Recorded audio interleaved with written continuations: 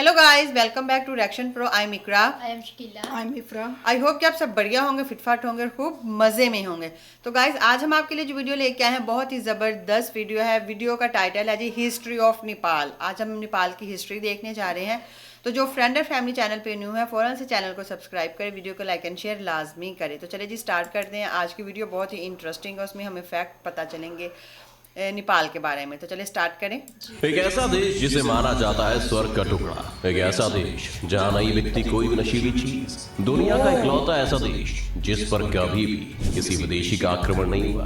दोस्तों, हम बात कर रहे हैं भारत के पड़ोसी देश नेपाल की। भारत की राजधानी दिल्ली से सिर्फ 600 किलोमीटर दूर हिमालय की गोद में बसे नेपाल ने इंटरनेशनल लेवल पर अपनी अलग और नई पहचान समझ बनाई। लें आइए आज कि आपको बताते हैं जितना हम इधर से लाहौर जाए ना उतना नेपाल इंडिया।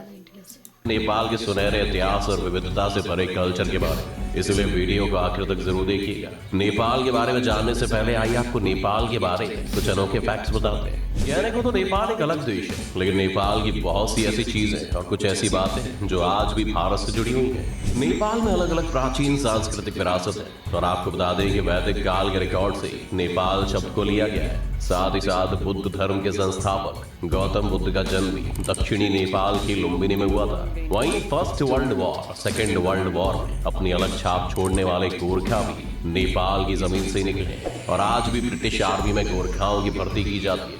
आपको बता दें कि नेपाल दुनिया में सबसे बड़ा देश है जहां की ज्यादातर जनसंख्या हिंदू है। इतना ही नहीं, नेपाल के 81% हिंदू धर्म को मानने वाले लोग हैं। इसलिए नेपाल को दुनिया का सबसे बड़ा हिंदू धर्मावलंबी राष्ट्र भी कहा जाता है। जबकि देश की मेन माइनॉरिटीज में तिब्बतन बुद्धिस्ट, मुस्लिम, किरांतस और क्रिश्चियन लोग हैं। आपको बता दें कि अपनी खूबसूरती के लिए फेमस ये देश पूरी दुनिया में मशहूर है। नेपाल अपने यहाँ के पक्षियों के लिए भी फेमस है। पूरी दुनिया के पक्षियों के लगभग 8% पक्षी इस देश में। जिन लोगों को बर्ड्स पसंद है वो इसको देखने के लिए दूर दूर से आते हैं। वहीं अगर हम नेपाल की ज्योग्राफी की बात करें तो इसकी कुल लंबाई करीब 800 किलोमीटर और चौड़ाई 200 किलोमीटर है और ये भौगोलिक रूप से यानी कि ज्योग्राफिकल फॉर्म से 3 भागों में बटा हुआ है, जो है पर्वतीय क्षेत्र, शिवालिक क्षेत्र और तराई क्षेत्र। नेपाल का क्षेत्रफल 1,47,181 वर्ग किलोमीटर है। आपको बता दें कि देश क्षेत्रफल के हिसाब से दुनिया का 93वां सबसे बड़ा देश है और वहीं जनसंख्या के हिसाब से दुनिया का 41वां सबसे बड़ा देश है। नेपाल की वर्तमान जनसंख्या लगभग 3 करोड़ 30 लाख है। नेपाल की राज्य भाषा नेपाली है और यहाँ के लोगों को भी नेपाली कहा जाता है। नेपाल की राजधानी काठमांडू है। नेपाल के नए संविधान के मुताबिक नेपाल को 7 राज्यों में बांटा गया है। इन सभी राज्यों को मिलाकर पूरे देश में कुल 77 जिले हैं। नेपाल देश की संस्कृति तिब्बत एवं भारत से काफी मिलती जुलती है। नेपाल में नेपाली भाषा को छोड़कर मुख्य रूप से 6 भाषाएं और बोली जाती है, जो कि गुरुंग, तामांग, नेपा भाषा नेवा, गोरखाली, किराती और मगर है। तो ये तो थे नेपाल से जुड़े कुछ फैक्ट्स। आइए बात करते हैं नेपाल के इतिहास के बारे में। आपको बता दें कि नेपाल बहुत पहले अशोक साम्राज्य का एक हिस्सा हुआ करता था। 3री शताब्दी में ही अशोक साम्राज्य ने नेपाल को अपने अधिकार में ले लिया था। इसके बाद 4वीं शताब्दी में नेपाल राज्य ने समुद्रगुप्त की सत्ता को स्वीकार कर लिया और फिर 7वीं शताब्दी में नेपाल पर अपना अधिकार जमाने के लिए तिब्बत ने हमला कर दिया और नेपाल पर अपना अधिकार जमा लिया। इन सभी हमलों के बाद नेपाल के आंतरिक संघर्ष यानी कि बहुत से इंटरनल कॉन्फ्लिक्ट हुए, जिसके कारण नेपाल में स्थितियां बहुत ज्यादा खराब होने लगी और 11वीं शताब्दी आते आते नेपाल में ठाकुरी वंश के राजाओं ने अपना अधिकार जमा लिया। इन सभी के बाद नेपाल में मल्ल वंश का उदय हुआ। नेपाल में मल्ल वंश के सबसे प्रसिद्ध शासक यक्षमल्ल ने लगभग 1428 ईस्वी से लेकर 1475 ईस्वी तक राज किया।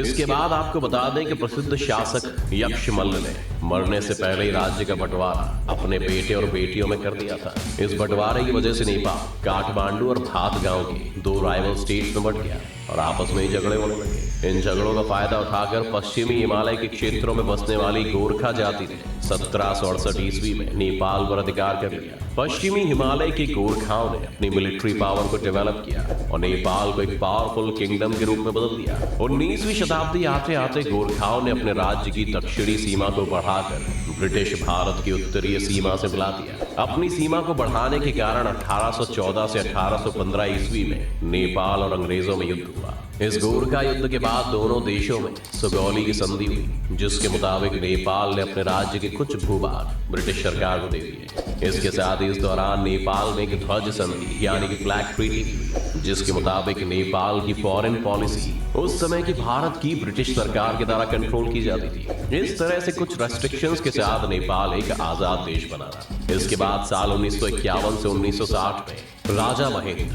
पंचायत प्रणाली यानी कि पंचायत सिस्टम को लेकर आए। तब नेपाल में बहुपार्टी लोकतंत्र यानी कि मल्टी पार्टी डेमोक्रेसी को डेवलप किया गया। उसके बाद 1990 में संसदीय सरकार को राजा महेंद्र के बेटे राजा बीरेंद्र ने बहाल यानी कि रिस्टोर कर दिया। इसके बाद तकरीबन 10 सालों तक नेपाल को कम्युनिटी माओवादी उग्रवाद, जिसे कम्युनिस्ट माओइस्ट इंसर्जेंसी के नाम से भी जाना जाता है, का सामना करना पड़ा था, जिसके चलते 2000 में राजशाही की भी समाप्ति कर दी गई। अब तक नेपाल बहुत से राजनीतिक उथल पुथल का सामना कर चुका था, इसलिए वहां की राजशाही खत्म होने के बाद वहां के शासकों ने नेपाल को एक संवैधानिक कंट्री बनाने का सोचा। इस दौरान नेपाल की दूसरी वैधानिक असेंबली कॉन्स्टिट्यूएंट असेंबली ने 2015 में नए संविधान को प्रमोट किया था। वहीं सालों के राजनीतिक उथल पुथल और संघर्षों के बाद 20 सितंबर 2015 को नया संविधान लागू किया गया। आपको बता दें कि नेपाल इससे पहले दुनिया का एकमात्र हिंदू राष्ट्र था, लेकिन वर्तमान संविधान ने नेपाल को धर्मनिरपेक्ष राज्य यानी कि सेक्युलर स्टेट घोषित किया है। नेपाल के संविधान में सभी नागरिकों को अपनी इच्छानुसार धर्म का पालन करने की आजादी दी गई है। आज भी नेपाल के ज्यादातर लोग हिंदू धर्म को मानते हैं, वहीं माइनॉरिटी बौद्ध धर्म को फॉलो करती है। दोस्तों, आपको बता दें कि नेपाल में संस्कृत के बहुत से हाथ से लिखे हुए ग्रंथ मिलते हैं, जिससे पता चलता है कि पुराने समय में नेपाल में संस्कृत को बहुत माना जाता था। वहीं दोस्तों, आपको बता दें कि महाभारत में भी नेपाल का जिक्र मिलता है, जिसमें कर्ण की जीत का उल्लेख मिला है। ऐसा कहा जाता है कि नेपाल देश में जो राजा थे कर्ण, उन्हें जीतकर हिमालय पर्वत से नीचे उतर आया और फिर पूर्व की ओर आगे बढ़ा। इससे पता चलता है कि पुराने समय में भौगोलिक एवं सांस्कृतिक व्यू से नेपाल को भारत का एक हिस्सा समझा जाता था। नेपाल का बहुत समय तक नॉन आर्यन जातियों का राज्य रहा। मध्ययुग मिडिएवल पीरियड में राजनीतिक सत्ता मेवाड़ राजस्थान के राज्यवंश की एक शाखा के हाथ में आ गई। राजपूतों की शाखा मेवाड़ से मुसलमानों के आक्रमण से बचने के लिए नेपाल में आकर बस गई। इसी क्षत्रिय वंश का राज्य आज तक नेपाल में चला रहा है। वहीं आपको बता दें कि नेपाल से बहुत से स्थानीय प्राचीन काल से अब तक हिंदू तथा बौद्धों के पुण्य तीर्थ रहे हैं। लुम्बिनी पशुपतिनाथ जैसी जगह भारतवासियों के लिए भी उतनी ही पवित्र है जितनी कि नेपालियों के लिए। ऐसा महाभारत काल में जब कुंती के पुत्र पांचों पांडव स्वर्गलोक की ओर प्रस्थान कर रहे थे, तभी पांडु पुत्र भीम ने भगवान महादेव को दर्शन देने हेतु विनती की। तभी भगवान शिवजी ने उन्हें दर्शन एक लिंग के रूप में दिए, जो आज पशुपतिनाथ ज्योतिर्लिंग के नाम से जाना जाता है। वैसे तो कभी भी किसी ने नेपाल की तरफ आंख उठाकर नहीं देखा, लेकिन यह हिमाकत अंग्रेजों ने जरूर की थी और उन्हें हर बार मुंह की खानी पड़ी थी। नेपाल पर किसी भी बाहरी शक्ति का कब्जा ना कर पाने के पीछे कई वजह है, जैसे कि नेपाल एक विस्तारवादी साम्राज्य यानी कि एक्सपेंशनिस्ट एम्पायर था और गोरखा लड़ाकों ने अंग्रेजों को भी प्रभावित किया, जिसके नतीजन भारतीय सेना में आज तक गोरखा रेजिमेंट है, जो कि ब्रिटिश सेना में भी लड़े थे। अब देखिए, जब दो विस्तारवादी साम्राज्य भिड़ते हैं तो दोनों को कहीं ना कहीं संतोष करना पड़ता है, और सुगौली की संधि उस संतोष को दर्शाती है। जहां अंग्रेजों ने तिब्बत का विचार त्यागा, तो वहीं गोरखा ने अवध का विचार त्याग दिया।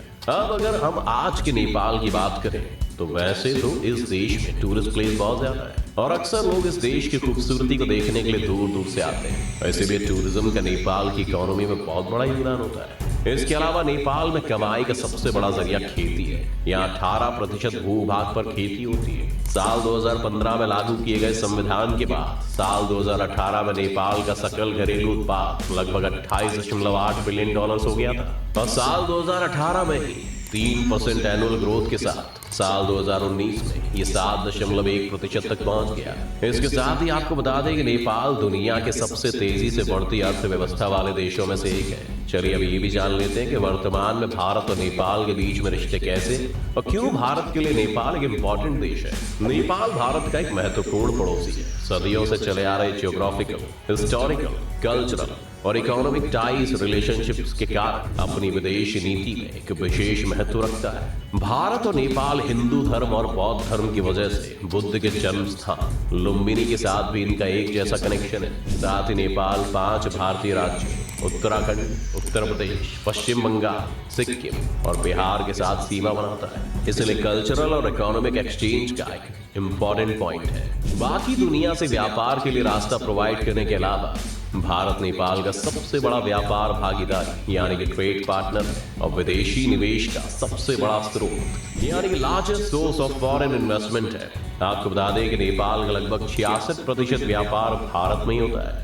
तो दोस्तों, ये था नेपाल का इतिहास और वहां की संस्कृति की एक झलक। आपकी इस वीडियो को लेकर क्या राय है, हमें हमारे कमेंट सेक्शन में जरूर बताएं। ओके जी, ये थे नेपाल की हिस्ट्री और नेपाल के फैक्ट्स, जो कि मोस्टली कुछ चीज़ें जो पता थी, लेकिन मोस्टली जो चीज़ें थी वो अननोन थी, वो हम नहीं जानते थे। बाकी देखा जाए कि नो डाउट नेपाल में बहुत ही ज़्यादा ब्यूटी है। नेपाल जो है फॉरेनर जो है, जैसे उन्होंने कहा है कि बहुत ज़्यादा टूरिज़्म को प्रमोट करता है और टूरिज़्म की वजह से भी वो चलता है। बाकी जो मेन चीज़ है नेपाल की वो है गोरखास। गोरखास जो है वो बहुत ही बहादुर है और उन्होंने हमेशा से ही नेपाल में, कहते हैं किसी का कब्जा, नेपाल आज तक किसी के कब्जे में नहीं आया और वो वहाँ के गोरखा और गोरखालीस की वजह से होगा। बाकी कैसी लगी आप लोगों को वीडियो, कमेंट सेक्शन में कमेंट करके ज़रूर बताइएगा। वीडियो को लाइक करें, शेयर करें, चैनल को सब्सक्राइब करें। मिलते हैं जी नेक्स्ट वीडियो में। गुड बाय, अल्लाह हाफिज़।